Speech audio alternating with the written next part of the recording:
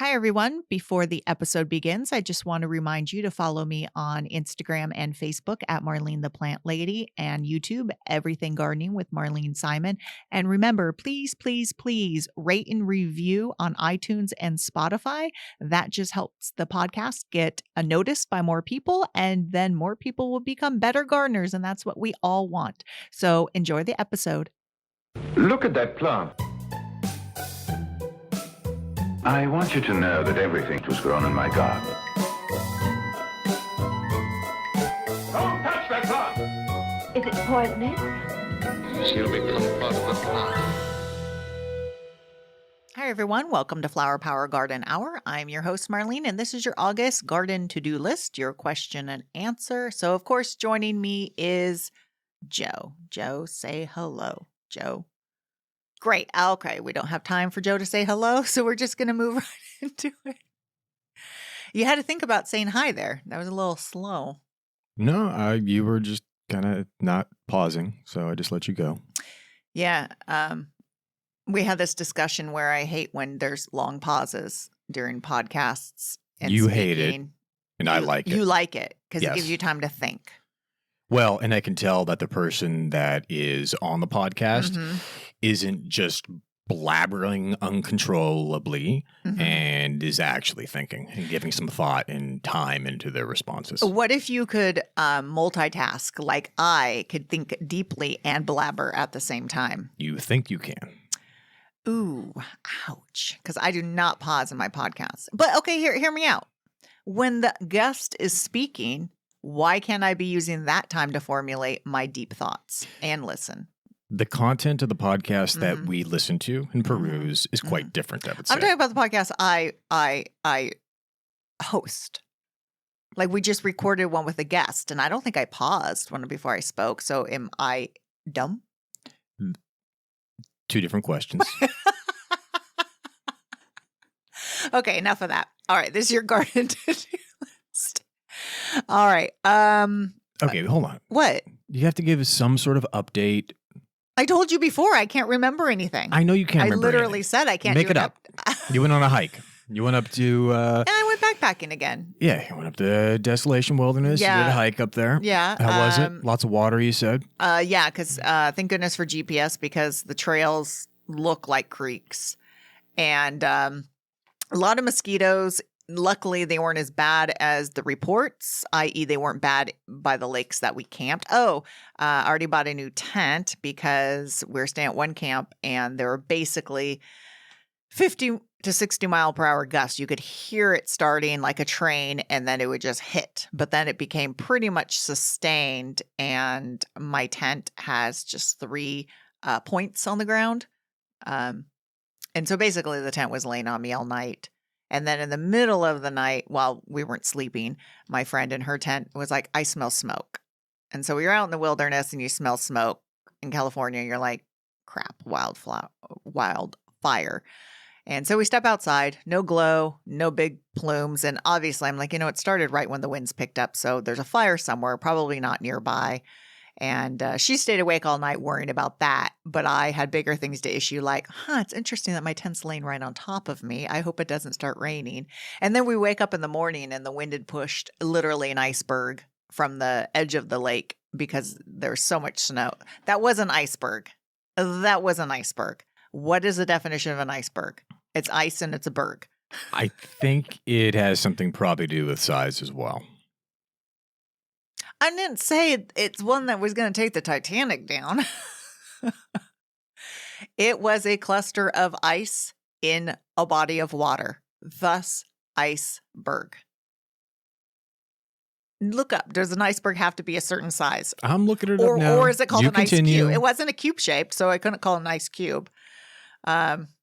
Anyways, so yeah, backpacking. Garden's doing great because we've had these strange fluctuations of, we've had amazing weather actually for the summer. I can't remember any other summer where we've actually hit 80s as the highs. I was happy a few summers ago when we had mid 90s, low 90s, but I think today it was 87.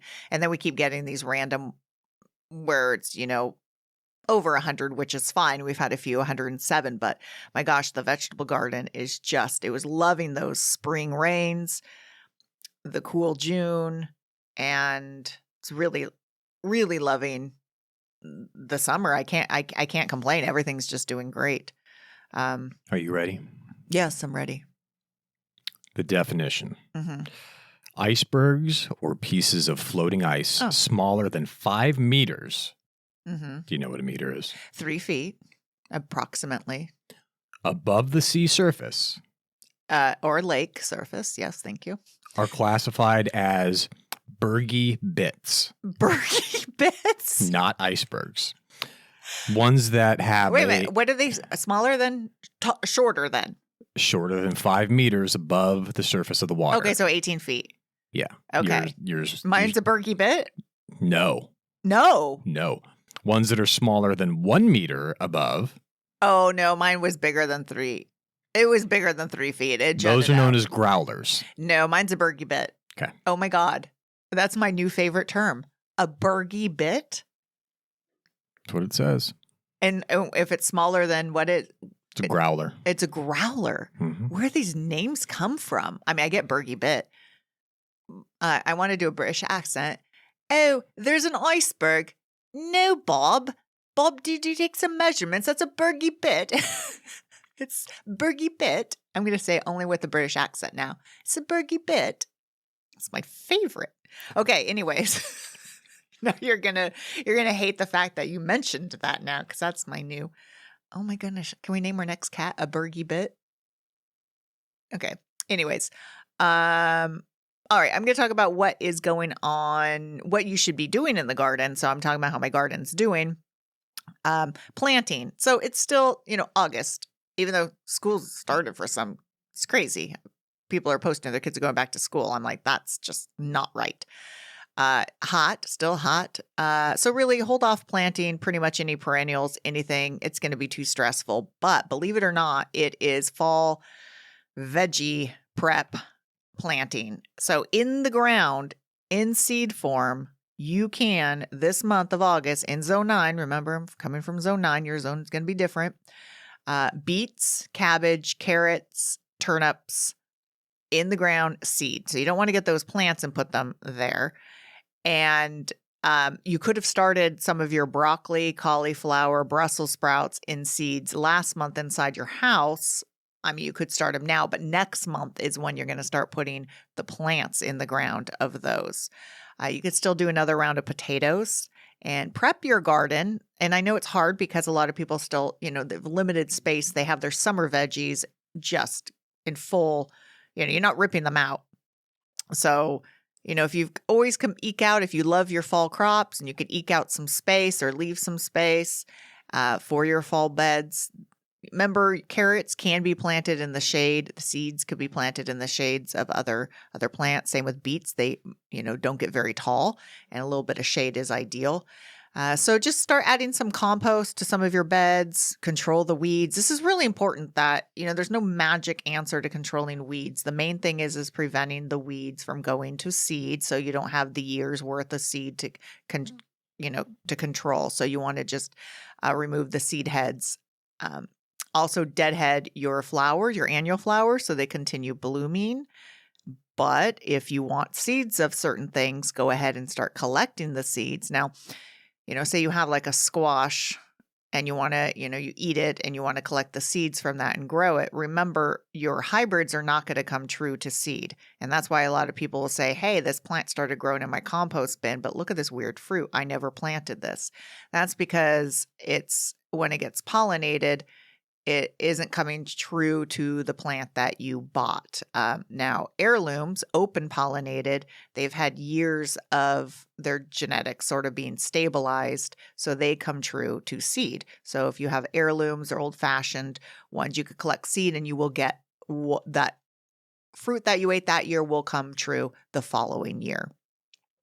Harvest your melons could be a little bit difficult to tell. I just harvested this really great watermelon, and usually you look at the first tendril, which is the curlicue, coming off of the watermelon. Usually that's going to be brown or curly. And I've stopped using that as a reference because and this is a perfect example. This one was perfectly green still, but I knew, there's that sort of that discolored uh, coloring where the part that sits on the ground. And I really use the thumping sound to tell. If you thump the watermelon and it's this very hollow sound, almost ideally that's going to be ripe more than that tendril. So I don't really use that too much anymore.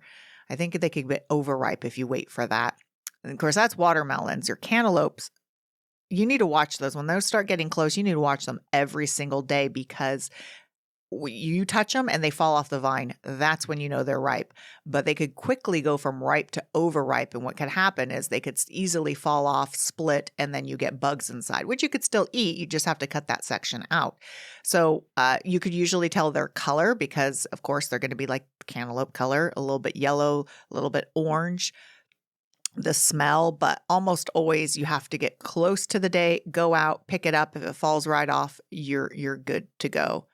And, I have this green zebra, and it's called a green zebra cherry tomato. So it's much bigger than a cherry tomato. It's about the size of like a small egg. And, how do you tell your green tomatoes when they're ripe? So they're actually not even green. They turn more of a yellow and they're more squishy. So most tomatoes you could tell they turn red. And even the ones that are like purple, early on when they're not ripe, they have those purple stripes and colors, but they almost always turn sort of a red color. So with the green ones, it's a little bit trickier, but feel how soft it is. Same with like the yellow ones. It's going to be yellow, but you're going to feel for that. It's going to give. It's going to definitely be softer. So there are just some ways of telling when your vegetables are going to be ripe. Deadhead your hydrangeas. As they start fading, you could cut the dead flowers off, but more importantly, you could start thinning them out. Remember, you never want to prune your hydrangeas down in spring.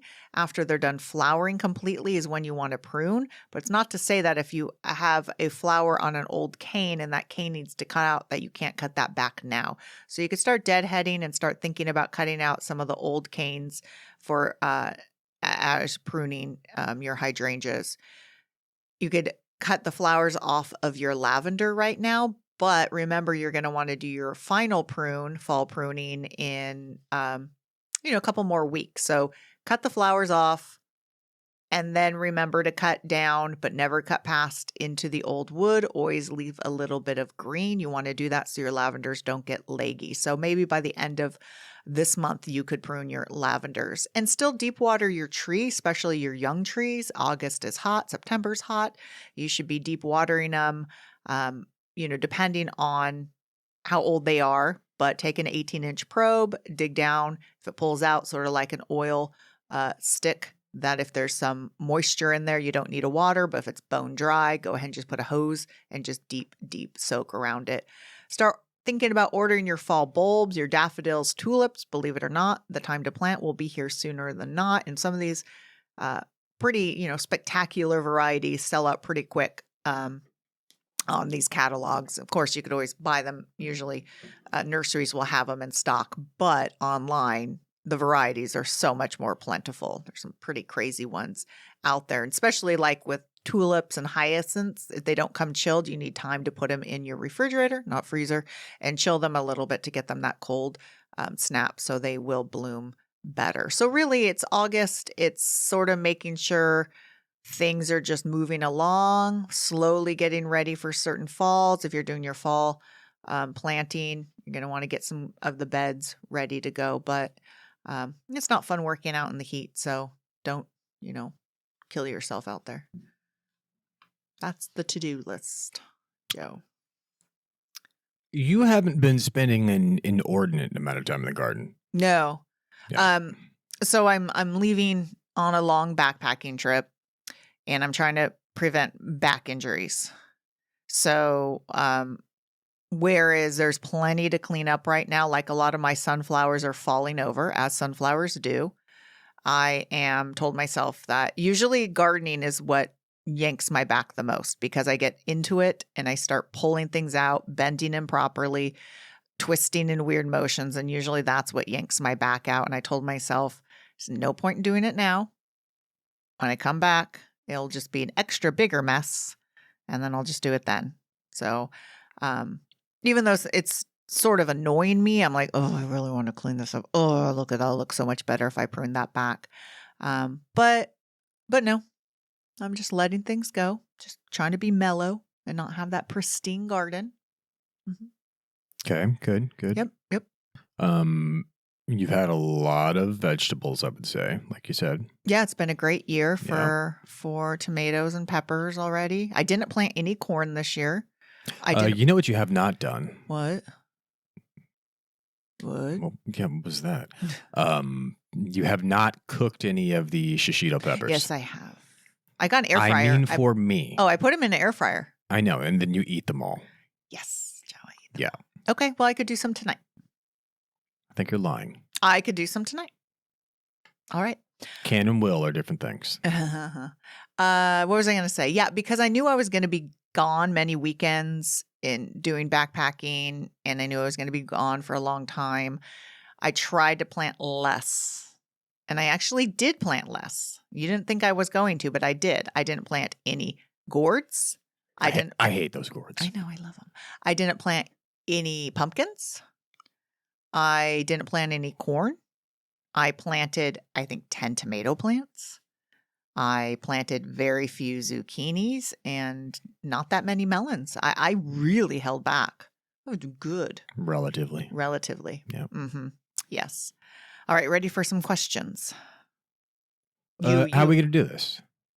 You asked me the questions. I know the questions, but you had other stuff you wanted to talk about as well. Oh. Do you want to do that before the questions or after the questions? Oh, yeah. I already forgot about my biggest news. Oh, my God. This is why. Okay, so I actually launched a Patreon. So patreon.com. If you're not familiar with Patreon, it's this website where you could donate money each month for support of the podcast. And whatever you pay, well, actually, there's only a $5 level I've set up. So once a month, it's $5. It helps support the podcast and anything that goes to hosting the podcast, supporting it on background stuff. But more importantly, it's going to go to supporting the feral and stray cats that I have been collecting in a huge amount this year. And building, turning over. I mean, I wouldn't say turning over. collecting. Yes. Well, yes, I was at 30 at the beginning of July. I'm now down to 22 with 2 homes coming. Found a home for the last kitten. He's getting fixed next week. 30 all at once. 30 all at once. Here. Yeah, I had 30. Here. 30. Yeah, not inside the house, but we have a back cottage. Luckily, No, you'd be arrested if they were in the house. Yeah. We have 7, holding 7 inside, 11 fixed feral strays outside, and then there were 8 in the back cottage, the kittens and Bengals. So I was doing the Bengal rescue. So my motto is getting them all fixed before they go out. Luckily, I have some really great followers that I've met and trusted who have their own vets who said, yes, definitely 100% sure. So I felt good. So a few of them went without being fixed. I hate doing that, but the cost is so ridiculous. But I do try to get them all fixed and vetted and their shots. And so it's trying to get the numbers down, but we are holding, and we have 20 cats, but I would love to be able to help others that come the way. So basically, if you become a Patreon, if you go to patreon.com, a Flower Power Garden Hour, it's under the podcast, and you pledge $5 a month, it's going to go help build a catio, which means it's an outdoor enclosure for the ferals that are going to get old and can't come inside because they've never been inside, they have pee issues, or when we bring a cat in and we're trying to get it adapted to our property. And ideally, they'd go in at night because there's coyotes. So I would love for as many people to do that. I know a lot of people are strapped for money, but $5, that's just the price of, most people say, like Starbucks coffee. Less than Starbucks coffee. And if you really want to know and make that $5 right back, all you do is you go and turn around and probably invest in Tractor Supply, because we spend not just that $5, but a god-awful amount per month on cat food and litter, all from Tractor Supply. Yeah. And we, I believe, are directly related to a significant surge in their overall Do we have equity stock? price. Do we have stock in them? No, because it all goes to cat food. Okay, yeah, it's true. Yeah. I'm going to get them to sponsor us. Yeah. And also, if you want to sponsor the podcast too, I'm always looking for that. Companies out there. So anyways, that's that. Okay, questions. So that's not even what I was talking about, what you forgot about. What did I forget about? I thought you had like these News stories. Yeah. Oh, I thought we were going to do that after the questions. I thought you were going to save the questions and answers for last. Okay, we'll and save then do your news stuff first. Okay. So I'm starting a new news segment, and I was looking for old-fashioned breaking news sounds, and we couldn't find any yet. So I'm going to do it. So this is how it's going to go. Breaking news, breaking plant news, right? So what I'm going to try to do is find some articles that are happening this month or so in the plant world, the world of botany and horticulture that I find interesting. And so some of these are a little bit older than a month, but mainly because plants don't make the news that much. But I'm just going to go through some of them that I found interesting. So this is from I guess a magazine called Vox, and this one's by Benji Jones, and it's The Mystery of the Mimic Plant, Joe. Okay. All right. I'm ready. Okay. Go. So apparently there's this. Okay. So how this happens is I'm just going to read from it is during his afternoon jaunt in the rainforest of southern Chile, Ernesto Gianoli went for a walk in the woods, and he found a familiar shrub known as Arion. Its leaves were small, lip-shaped, and they had a point at the end. But when he took a closer look, he noticed something peculiar. Not all of those Arion-shaped leaves came from the plant. Some of them were attached to a different and much thinner stem. And as he traced it to the florist's floor, he noticed this other plant was a species of vine called Boquilla trifoliata. And so basically, since then, Gianoli's research has shown that this Boquilla trifoliata, native to Southern America, can mimic the leaf shape, size, and even color of more than a dozen plants. More incredible is still that two different parts of the same individual can mimic the leaves of two distinct plants, even if they look dramatically different. So basically, this plant is a shapeshifter. And it can mimic up to 12 different plants. So if you come across it and you trace like all these leaves, it could look like a different plant, which a lot of plants will start out like lupins. If you see a seedling of a lupin, it has these cute little circular leaves. Those are the cotyledons, the first two leaves, and then the true leaves look different. So a lot of plants will have different set of leaves when they're younger and then older, or even as they're mature, they could have, keep having immature and then mature leaves different. But this one could shapeshift to 12 different. And then they're even saying there's 2 different types growing on the same plant at some time. So obviously, they're deducing that it's a protection against herbivores like snails and beetles. So you're trying to look less appetizing, possibly trying to even look like a poisonous plant. So they're like, well, obviously plants have no brains or eyes. So how do they sense the shape of leaves around them? Searching for answers has intensified a fiery debate in the plant world. On one side are the mainstream botanists who work is rooted in rigorous, repeatable studies. And other side is a small group of researchers who believe plants share a number of attributes with animals, including humans. Oh, God. I know. Okay, so hold on. I may not have been paying full attention to the beginning. Now, is there, do they have, did you go over some theoretical process or mechanism by which they think that these plants are potentially sensing the shape of others around them? No, Joe, this comes from a magazine called Vox. I don't think they're really into quite breaking down what the studies were. So I'll find another article on it, but I just wanted to pinpoint. Why do they think that there's some sensory input that's occurring? What's the thesis here? What is the... They're trying to figure out how it's possible for a plant to mimic 12 different plants. Change, shapeshift. Got it. Like, because, we know how plants look evolve. From a morphological standpoint, how is it shifting shape? Is it changing the shape? Truly the shape of like leaves and yes. such? Yes. Quickly, or are we talking about it's just like curling up the leaf or changing it in that No, sort of it's fashion? changing it like from a trifoliate leaf to a entire leaf, and yeah, so it's pretty. So you're saying it's changing the structure? Yes, the leaf shape. Yeah, and The how leaf is structure, not the leaf shape. what do you mean? Well, those two things that you just said. You said a bifoliate, what did you say? Trifoliate to Versus a what? What does that mean? Means like it's lobed, has 3 lobes on it. So I mean, there's pictures right here. I'm This one assuming looks like that type of leaf has a different structure in terms of like the spines or whatever the hell they're called. You know, like right? Are they separated differently or some type of structure different in a trilobed leaf? Yeah, what's sort of common here is it does look like it all retains having a so when you have a compound leaf, it looks like there's 3 distinct leaves, but there's 3 leaflets on one leaf. So that it seems to be retaining that. It definitely seems to be the edges of the leaves that are changing according to these pictures. So you have something that's really frilly along the edges, something that's sort of lobed like an oak, and something that's smooth.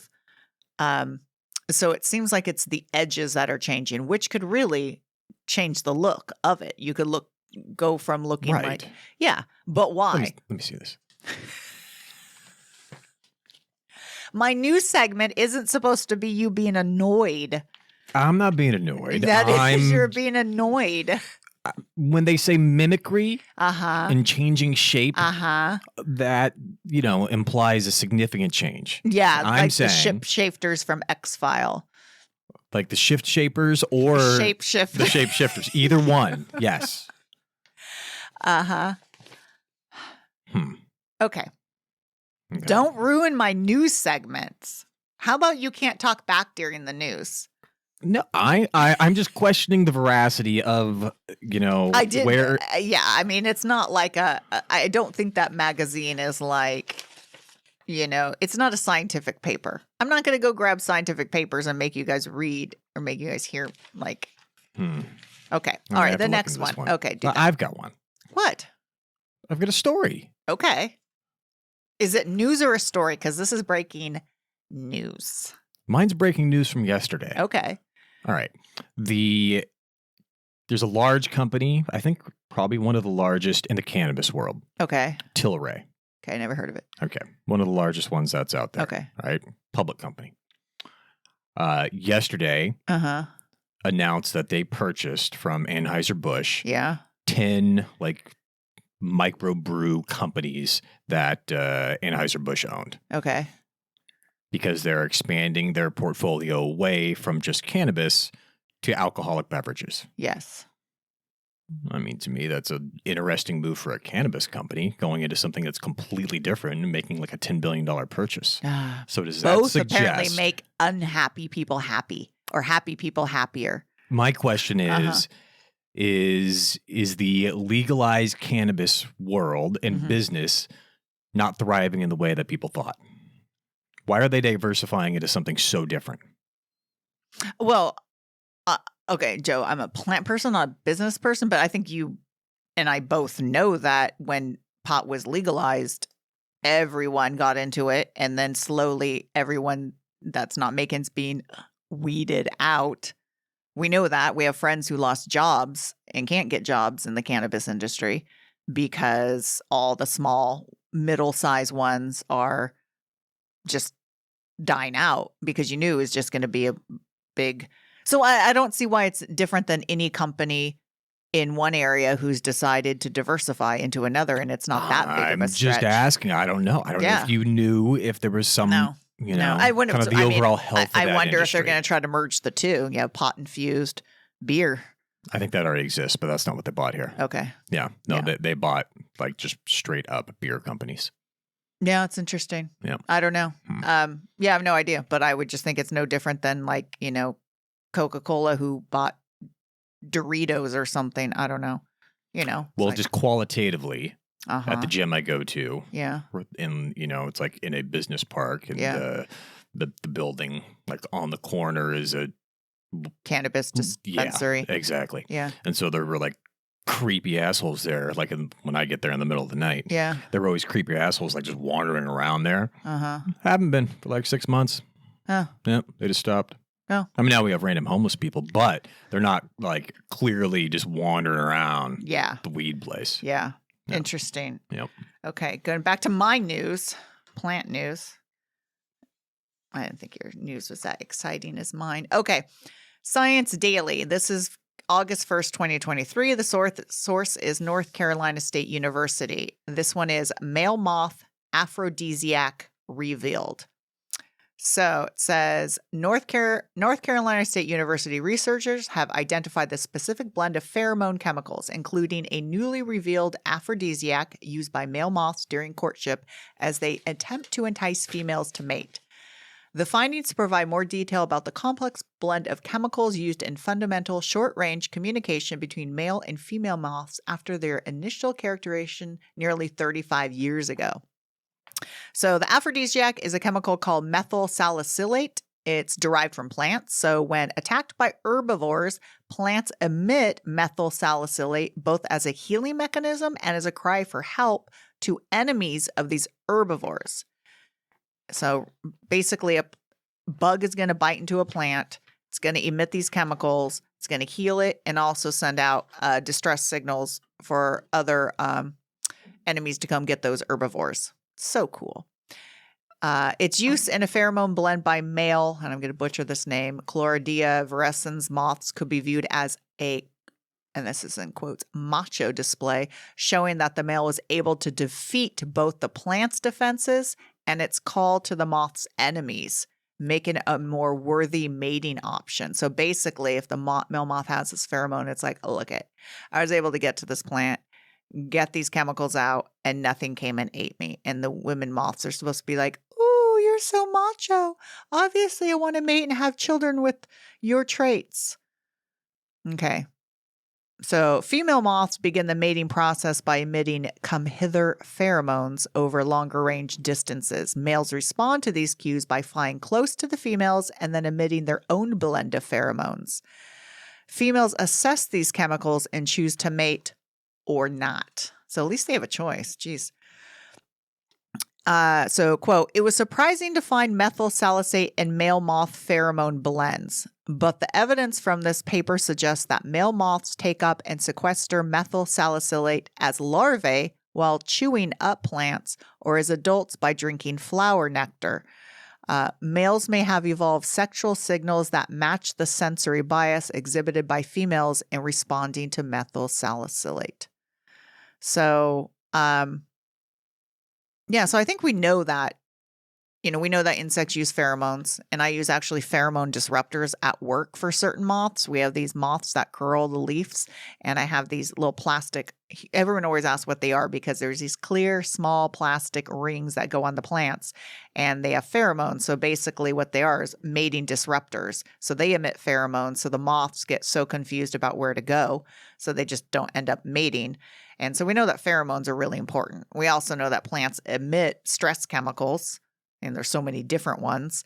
But that's interesting that this is a stress chemical that is used as a pheromone to show the female, hey, I'm more of a macho moth than that moth because I defeated this plant because something was supposed to come and eat me when this chemical was emitted. Yeah. It's pretty cool. Okay. Yeah. I mean, it's obvious all this is used to just what can we gain from this to, using crops down the road so we don't have to keep using pesticides and stuff. And, how could this be a benefit, Right. Yeah. Right. Because, caterpillars could cause big damage on things, but it's not just for this, it's for other things too. Yeah. Yeah. Did you not listen to that? Because you're still No. obsessed with the I other... did. No, Okay. I'm not obsessed with that one. Okay. I'm actually thinking of other ones in terms of relevancy that I think would be interesting to me, therefore boring to you. Ah, All right. exactly. I think one that would be interesting for you to take a look at and dive into would be the significant change in terms of, at least around us, land usage, in terms of agricultural land usage that's currently Like being undertaken. how they're taking all the walnuts out? How all the walnuts are being taken out. All the walnuts. Quickly. Yeah. Yep. And they burn the piles, which is insane. Yeah, you may want to keep that a little bit quiet. There's some that are being mulched, but you may inadvertently burn. But they're literally all being torn out. Yeah. And Never seen we it. are talking thousands and thousands of acres. Mm-hmm. Yes. And, some of them you're like, okay, where they're old, they've pulled Some of out these some are young new. ones. Yeah. The young ones they pulled out by us, I don't know what their deal was. They were never, some of these trees grow so fast because they, the water and they're fast growing But that trees. was an This was odd, just- small. I know. plot. That's what I was saying Yeah. is those trees were shit anyways. Yeah, but the others. Yeah. I are don't know. not. I don't know. And a lot of times they're putting almonds back in some. And I'm waiting to see if walnuts are going back in. I don't know. No, I don't think. My understanding Mm-hmm. is that the walnut market, at least domestically in the U.S., which was based primarily in exports, has completely crashed Yeah. over the last 2 years. And they had to tear them out because of See, China. You would think that, okay, I could see them going, okay, now's the time where we're not actually making any profit. So if we wanted to pull out an orchard and replant it with newer walnuts, now would be the time. I don't think they're doing walnuts. They're not doing walnuts. So they're just I know assuming they're the not doing market. walnuts. Yeah. It's just such a weird, like tomatoes, you're like, oh, the market's crashed these 3 years. We're not doing tomatoes. But when the market's hot, you could quickly plant tomatoes a year. Yeah, but you can do that with field crops. You can't do that with orchards. No, that's what I was saying. Is who knows the market's? You're saying the market's not coming back because China has figured out how to grow walnuts. China went from being, don't quote me, but I never do. literally over, I want to say like 3-4 years ago, they were not even a top 5 producer in the world. And now they're number 1 in a very short period of time. That's crazy. And destroyed it. So you're saying the market's not just a temporary dip; it's a permanent dip. Yeah, because so much of it was export based here to China and India. Yeah. And China is exporting theirs to India. And so that market has just completely gone in the crapper.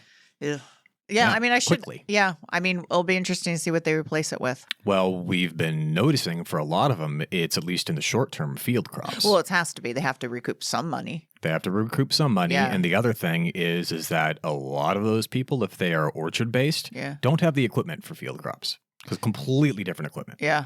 Well, I mean, usually they just rent it, but if they're leasing it, I don't know, it gets complicated. A lot Versus don't. if you I own talked to one of the one of the guys that owns Yeah. a big trucking company and Yeah. has a lot and pulled out a field the other day. Yeah. And he's like, we don't have the equipment for it. He's like, we can't do, field crops even in the short term because it's going to cost too Jeez. much. Yeah. Eesh. All right, let's get to. So that would what? be an interesting one Oh yeah, to talk about it. yeah, it would be. Okay. I have one other thing. Okay. This is what happened to my breaking news. Okay, go on. There's, Uh I'm just asking about a guy huh. that for some reason pops up on my Twitter all the time, Okay. which is very specific. I don't I don't tweet. look at, I know, but I'm asking you Yeah. because he's got like 500,000 people and, Oh. and he's on like the BBC Oxford radio. Oh, okay. All right. Okay. And he's known for growing big vegetables. Okay. Apparently is his thing. Is this thing? Yeah. All right. Okay. Guy's name is Gerald Stratford. Ever heard of him? No, No. but I know there's this whole thing of growing big vegetables. Okay. Is he in the UK? Yeah, he's in Oxford. Oh, Oxford. Okay, Yeah. missed that. Yeah. Oh, I need him on my podcast. Yeah, well, he's on the BBC Oxford radio. It looks like Okay. on a weekly basis. Yeah. Hey, I wonder if I could talk to him about Burgie Bits. Maybe. Yeah. So, anyways, yes. Okay. There you go. Yeah. I'm showing her. Yes, the Gerald. guy. Yes, there he is. Yep. I mean, Pretty much what you would. What? those aren't huge. What are those? Are those leeks? I don't know. It's Britain. Everything's smaller Those there. don't- All right. Those are very big. They're- Yeah, this is America. Everything is bigger and better, right? I know. I agree. Those were pretty small tomatoes that he's growing. I mean, look at those. Aren't those like sunflowers or something? No, those are squash flowers. They're not that big, right? I mean, I know. them, Okay, all right. I mean, it's UK. It's got to be difficult to grow some of these tomatoes because it's like sun's never out. So I Dude's can't growing a lot of stuff. He is. I'm going to say he's got, and it's relatively, organized, impressive, and such. Okay, those looks like fava beans. Yeah. Okay. Yeah. Okay. So. Okay. You're talking shit on Gerald already. I'm not. The number one guy that's like the big vegetable growing guy in the UK on Oxford BBC. It's got him being in his suit going to the Chelsea Flower Show. Him. And you're talking shit on Gerald. No, I'm not. I love Gerald. I love Gerald. As you're asking to have him on your podcast. I just thought maybe the vegetables are going to be way bigger. Okay. All right. Science news. Stress plants make ultrasonic clicking noises. Okay. All right. This is by Megan Rose. I would argue stressed out wife always makes clicking noises as well. Usually it's the sound of a White Claw opening. Okay. It's... I don't have one of those right now. It's so sad. Dry tomato and tobacco plants emit distinct ultrasonic click, scientists report March 30 in Cell. That's the magazine Cell. Cell, not Cell, the other Cell. The noises sound something like a kid stomping on bubble wrap. I'm guessing it's not as annoying. And also popped off when scientists snipped the plant stems. Okay. When evolutionary biologist Lilac Hadani gives talks about her team's results, she says people tell her, you cut the tomato and it screams? No. But that is jumping to a conclusion. They've not heard screaming, right? She and her colleagues at Tel Aviv University set up ultrasonic microphones next to, but not touching living plants. The team wanted to find out if the plants could generate airborne sounds. And so what they did is they wanted to make sure it wasn't coming from like down the lab. So then they put these plants in acoustic boxes and tucked them in the basement away from the labs. Hustle and bustle. And inside the hushed boxes, thirsty tomato plants emitted about 35 ultrasonic clicks per hour. Tomato plants cut at the stem were slightly less noisy, and tobacco plants clicked even less. Plants not water stressed or chopped kept mostly quiet. So I think what they're thinking for this is this might be a way of managing, of course, ag land and if plants need water, when plants really do need water, instead of overwatering, managing it. You're shaking your head. You're going to tell me that so your thesis as to how they're going to use this practically. Dude. Is out in the field. Dude, I just brought up that's one way. I'm just saying. They stuck these 3 plants in a box and were like, something downstairs might have made a little bit of noise when I picked that up. But they think they're going to be able to practically put something that's going to measure these little clicks out in the field. You're so proud of being so no, I'm just there was this. I'm feeling this from a lot of these horticultural stories. What you're telling me is we're going to take this rocket and put a lot of gasoline in it and put people in it and shoot it up into space. And then they're going to climb out and climb on the moon. Is that what you're trying to tell me? That's crazy. I'm just saying that this information, how down the road it could be utilized, might be able to be used in a way of detecting when plants truly need water versus just going the soil, this, that. It's just more information, and more information about plants is valuable. I'm not saying tomorrow everyone's going to just go listen for their tomatoes clicking, because obviously there's a lot of steps. Why am I telling you? This sounds like the opposite. I'm the one trying to tell you calmly what the information could be used for. And you're the one just like, oh my God, that's crazy. There's a common theme that I'm feeling amongst all of your scientific horticultural news here. The common theme is anthropomorphizing. Yes.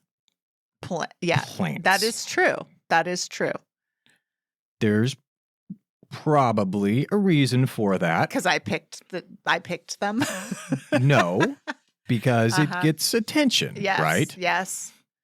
And the horticultural scientists are Yes. looking for a little bit of attention in terms of trying to probably gain a bit of help with You know funding. what? Horticulture scientists are needy and we lack attention Yeah. and we really need attention. I get it, and I'm like, it raises some eyebrows with okay. this common theme Okay. that's going on Next here. month, I will pick other A lot of science is not pretty, and it's hard to get funded.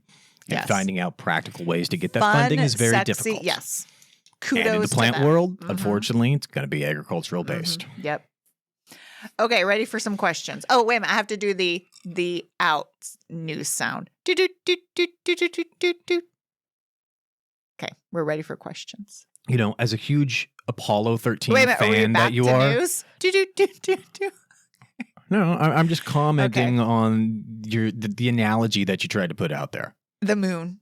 Yeah. Yeah. Yeah. That was a pretty good analogy. It was a horrible analogy. you. And I Thank think you. you know how horrible that analogy is, especially I've caught you watching Apollo 13 probably 100 times. It's like my go-to. It's on TV. I'll just watch it. Exactly. Yeah. So you know that was a pretty crappy analogy. Okay. Yes. Okay. Let's move on to You questions. offended yourself. Oh my God. No way. I've never done that. I can't be offended by myself. First question's from Uh-huh. Jenny. Look at you're all perturbed now. It's great. Jenny with a Y. Normal Jenny, not some like newfound Jenny name. Or Jenny with an I. No, this is Jenny with a Y. Okay, This is old school your Jenny. sister is Jenny with an I. You just Are you offended sure? your sister. I didn't even know that. Exactly. You I would offended not your spell it that sister. way. Okay, Yeah. go on. All right. My God, people are going to be like, "Wow, Joe's extra assholey today."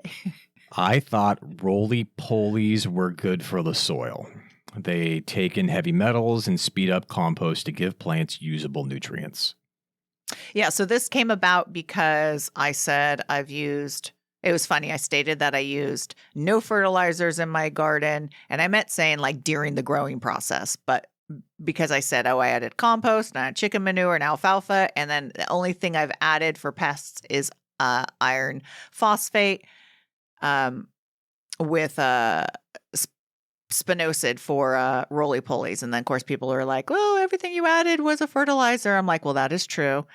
And then people are like, then she sent this saying, wait a minute, I thought roly-polies were good for the soil because they do. So they do break down. So they eat leaf debris. And of course, they break it down.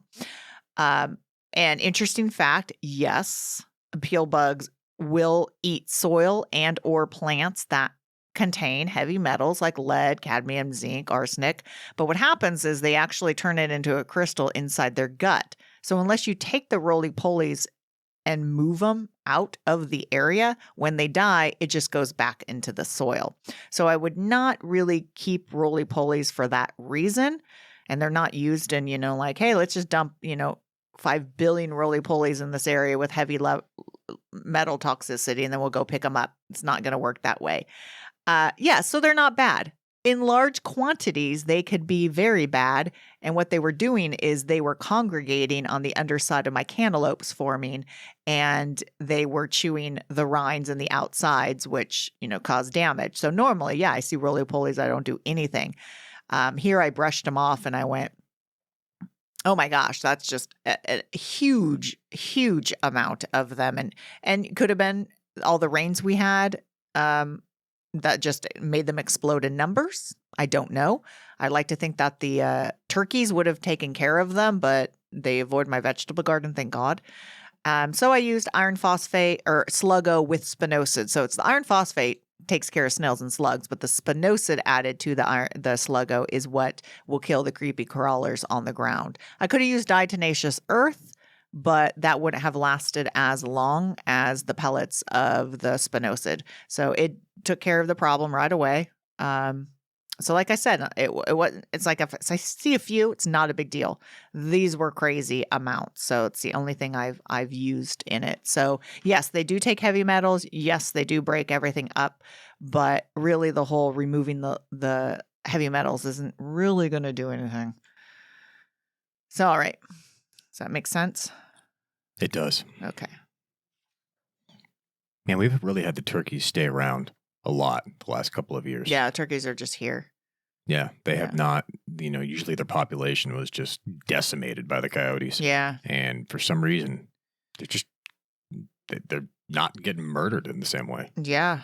Don't know. Yeah. Okay, this is from Carmen. They're probably packing. Maybe. Do I need to keep braiding my plant? I was waiting for you to be like so confused by this one. I am. I have no idea what she's talking about. Okay. She sent me a picture of like a money tree. I have no idea what that Okay, is. so what you see are these. That was a Phil Rizzuto commercial. Phil Rizzuto, No. shortstop, Yankees, in the 50s. DiMaggio. It was a Phil commercial. Rizzuto. This is Phil Rizzuto for the money store. Oh, sorry. Oh. Well. Braiding plants. Okay, so it's people find these these trees called money trees, or even like the quote, the lucky bamboo, which isn't really bamboo. And the stems are braided like you would braid hair. And so she's asking if she has to keep braiding hers as the stems grow. No. And in fact, those braided plants, you're going to run into lots of problems. They look great, but what there really is going on is the growers are not waiting for these plants to get tall, because by the time they're tall and that big with that many stems, they're going to be too difficult to braid. So what you're looking at almost always are multiple cuttings put very close together in a pot, and then they braid them, each individual ones, as they grow. So what happens is, like, if you plant any plant too close together, you're going to have competition for root space, nutrients, and water as these individual plants grow. And almost always do I see at least 1, 2, or 3, depends on how many are braided together, dying off. And so people think their plant is dying because they see a huge section dying. But luckily, what's really happening, and it's probably better because you don't want your whole plant to die, is an individual plant is dying off. So you could just cut that portion down, leave it. You don't need to pull it out. And, and then you let the other ones grow. And, if 1 or 2 are close together, that's better than 3 or 4. So usually they sort of thin themselves out. So almost always, and I haven't put this to the test for every single plant, but I'm guessing it's most likely all individual plants. They braid them for the look. No, you don't need to continue braiding them.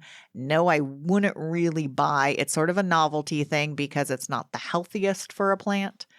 So yeah, that's the answer for that. All right. Mm-hmm. That makes sense. The money store. Phil Rizzuto. Phil Rizzuto. Yep. Okay, great. I believed you. I didn't really need to see a picture, but sure. Mm-hmm. Can't believe you didn't know who Phil Rizzuto was. The name sounded familiar, Joe, but I can't believe you didn't know what a braided plant meant. It's from Lori Ann. Okay. I have a beautiful habanero plant with no blooms. What am I doing wrong? Habaneros, by the way, Uh-huh. seem to be the number 1 plant whenever you get jail mail. Oh, yeah. Peppers. People love their hot peppers. Yeah. Yeah. Yeah. Uh-huh. Okay, so hot peppers, it's not the hottest pepper. And so in my experience, and also talking to some pepper growers, is the hotter the pepper, the longer in the season it takes for it to set fruit. Not quite sure why, but sweet peppers could start blooming and fruiting. They're going crazy now. But some of these hot peppers could take a really long time to start flowering and setting fruit. And I think habanero is no different. I was talking to someone about their ghost pepper, and he's like, I'm not getting any flowers. It looks great. And I'm like, just wait. And then sure enough, he's like, okay, it's starting to flower. So it could be really late into the season. Now, if your plant is getting, 6 hours of sun, it's full bushy, it's green, it looks healthy, then obviously it's not a nutrient issue. If it's getting, not a lot of sun, obviously that could be a problem. If it's producing, she's saying it has no blooms, but if you had blooms and it's not setting fruit, you could have pollination issues. But remember, even when they start setting flowers, it doesn't mean the plant's ready to have support fruit yet. So that's sometimes an issue. And just like anything else, ease off the fertilizer. If you keep giving it too much nitrogen, it's just going to go into green growth and it might inhibit blooms and fruit. But I really believe this is it's a hot pepper. Give it time. September, most likely you're going to have fruit and flowers. And this is why a lot of times with hot peppers, it's a good idea, they're perennial plants, to grow them in a pot so you could cut them back, bring them inside, overwinter them inside so they don't freeze, and then move them out so you already have a plant head start instead of starting with a small plant. So you might be able to get peppers sooner. That's with any of the peppers, but definitely the hot peppers. The second year, if you were to overwinter it, will produce much faster. It's probably about time to have a pepper person. Yeah. Yeah. They're always fun. Yeah. Yeah. Trying to think of the guy from back in Appalachia. Yeah, you know what? He sort of went I haven't seen him. Remember, he was even thinking about getting off social media and stuff. He was selling stuff on Etsy. Yeah. Not on there anymore? I don't know. We talked to the Scoville guy most recently. Scoville guy. Yeah. I'm thinking of you're thinking of the previous guy. Yeah, I can't remember names. I know. Yeah. Anyways, it'll come to me. Yeah. Yeah, for Farouche. Oh yeah. Farouche peppers. Good memory. I know. It's almost like I pay attention to who you have on. So when you can't remember anything, it means that you're not paying attention. Okay, I'll remember that. Oh, and speaking of remembering, this Saturday is our anniversary. I know. Yeah. Oh, when you just say that. And I was thinking, it's not that big of a one. Yeah, it's 23 years, but I remember it's half. We've been married half our life. I know. Yeah. Yeah. I could do math. Yeah. My dad called and said they want to come take us to dinner. Really? Yeah. Okay. I can never pass up food. I know. I said somewhere fancy. Oh, like Bud's and Dixon. Do I have to wear a clean shirt? No. Do I have to clean dirt under my fingernails? No. Of course not. All right. Okay. Alan, why does my fig tree only produce a ton of dry, inedible figs? I water and fertilize, but have never gotten a fig in years. Okay. I tried to get a fig guy on because people love their figs. I'm going to admit, I'm not a big fig fan. Dried figs I like. Still not a big dried fig fan. They're pretty good. Texture and taste-wise, Do you like, when my dad brings up the dried fruit sometimes, he has some packages where he's got dried figs. You don't like those? My favorite are just the dried plums. I like the tart. I'm not a big dried fig fan. Speaking of dried fruit, yeah. Just thinking about a future potential guest, I think at some point, need to have a persimmon person. I've tried. I told you. I've contacted that person numerous times. Have you tried the website? Have you tried the one? The one. The one. The one. The Huel one, The right? Huel-Hauser one. Yeah, it's not easy to get, so I should try them again. Yeah, I may need to just go there. Might have to go. Yeah. They're in Granite Bay, right? Yep. Mm-hmm. Yeah. Yeah. What's their name again? Something. It's like 4 letters. Something. I forget. Yeah. You're the one with the memory and pays attention. So I know. Yeah. Okay. All right. So probably what's going on here is a water, fertilized, plant looks healthy, blah, blah, blah, blah, blah. That's probably not the reason. So figs are incredibly complicated. Now, I can't even go into half of what is going on. Figs are just the most bizarre. So most people, they think, there's the fruit. So what you're looking at is really like the inverted flower stem. So it's an inflorescence. All these little flowers are inside there. And you could have edible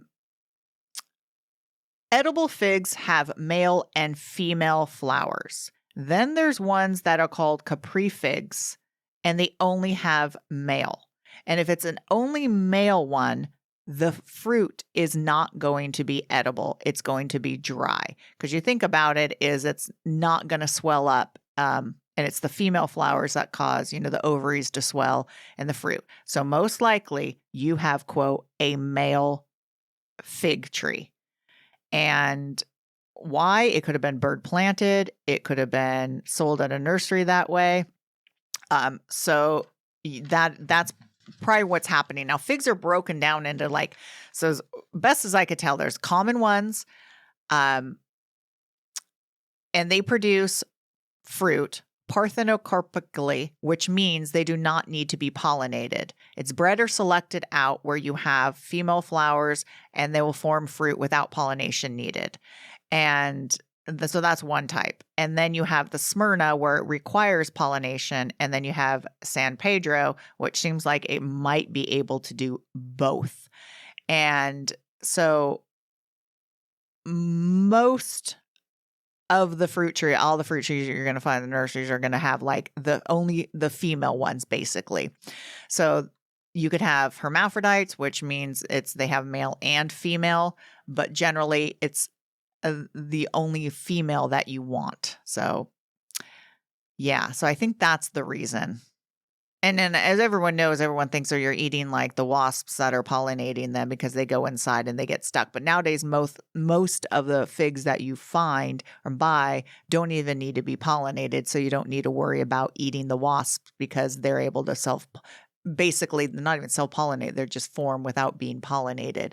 But they do have an incredible, interesting pollination with the wasps. They go in there, lay their eggs, and then they get stuck in there. And yeah, so that's what's going on is that you have a male tree. I'm not going to even say full male tree because it's not as simple as that. You have like a ginkgo where you have a male tree and a female tree, and it's very distinct. Here, it's more of you have the flowers being male or female or predominantly male versus females, and that's why it's not forming. So unfortunately, all the water and fertilizer in the world probably is not going to do anything. So it's probably best to buy a new one. I mean, they're beautiful trees. I mean, great leaf shape, lots and lots of shade once you get one up into a good shape. But unfortunately, that's what's going on. I do want a fig person because I did not explain that as well as I would like because I can't even quite understand it myself as far as pollination and then what's going on with the flowers and everything. But yeah, that sums it up. It's not a growing issue. Do you know any fig people? Yeah, it's this. I don't know him, but I contacted him on Facebook, and he said, "Oh, circle back in April," and then April went, and May, June, July. Yeah. Okay. So I need to circle back. Circle back. Yeah. So that is it. The persimmon place is Otow. Yeah. O-T-O-W. Yep. That's the one. Yeah. Yeah. So I need to contact So if anyone knows a persimmon person out there, I would love to do the Ote, the ones because they're like the original family, Japanese family that started the dry persimmons out in the hills of the Sierras where we're at. And he was on Huelhauser, who did California's Gold. One of the greatest episodes of California's Gold in the entire run. Yeah. If people are out of state or even in state and don't know who Huelhauser, California's Gold is. Huel is nationwide. I know. Huel is globally known. I know. All right. I know. Yeah. Yeah. We love Huel. Great episode. Check it out. Yeah. And then, a fig person. Yeah. We love a blueberry person too. There's a lot of people that I want. I just have to source them and then. Didn't you talk to a blueberry person? Mm-mm.